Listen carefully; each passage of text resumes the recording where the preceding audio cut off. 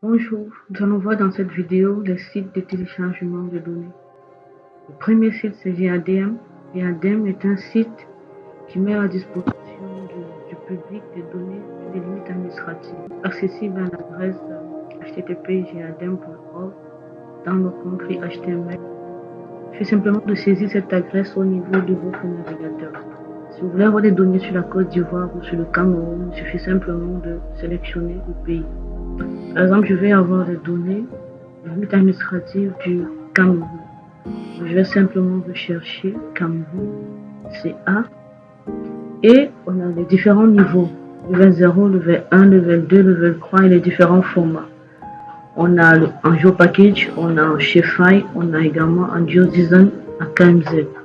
Si je veux avoir les données limites administratives du Cameroun au format Shapefile, il suffit simplement que je clique sur le format Shapefile. Le téléchargement se fait de façon automatique. Si je veux au format GeoPackage, je clique simplement sur le format GeoPackage et le téléchargement se fait également de façon automatique. Maintenant, si je veux les différents niveaux au format GeoDesign, il suffit simplement de cliquer sur le niveau souhaité. Donc moi, je souhaite avoir les données administratives, surtout pour le Cameroun au format Shapefile. Je clique simplement dessus et le téléchargement se fait automatiquement. Le deuxième site que nous allons voir s'appelle GeoFabric. C'est un site qui met à disposition du public sur l'étendue du continent des données, l'étendue du territoire des données OpenStreetMap, des données sur les équipements, les lieux de culte. Il suffit simplement de sélectionner la région. Par exemple, si je veux avoir les données sur l'Afrique, ensuite je sélectionne également le pays. Je vais avoir les données également sur le Cameroun ou la Côte d'Ivoire. Je prends le cas de la Côte d'Ivoire. Voilà le Cameroun.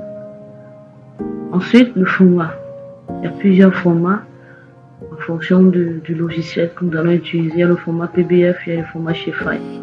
Donc, si je veux avoir les données au format Shapefile, je sélectionne simplement la test free Shapefile. Et vous voyez que la mise à jour a été faite en 2025, en février, 4 février 2025. Donc, je clique simplement sur Download et de façon automatique, le téléchargement se fait. Le troisième site, c'est DeviceJice. DeviceJice permet d'avoir également des données de type vecteur et raster. Il suffit simplement de cliquer Spatial Data. Et là, je sélectionne le pays.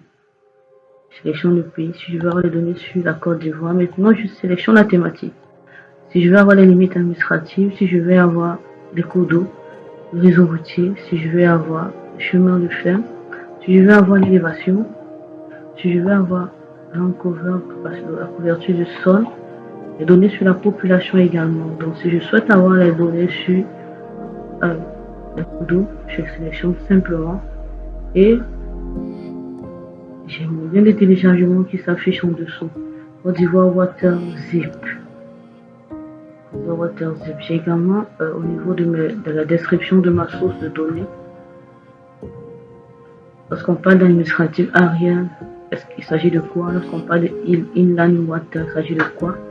Ainsi de suite. Donc, si je clique simplement dessus, le téléchargement se fait également de façon automatique. Et juste préciser que les données qui sont fournies par GeoFabric contiennent déjà des cours d'eau, contiennent le réseau routier, contiennent également les chemins de fer. Donc, on peut soit utiliser les données fournies par GeoFabric ou bien aller directement sur DeviceJice si on veut uniquement extraire les cours d'eau, ou bien extraire le réseau routier, ou bien extraire les chemins de fer. L'occupation de sol et eau. Merci.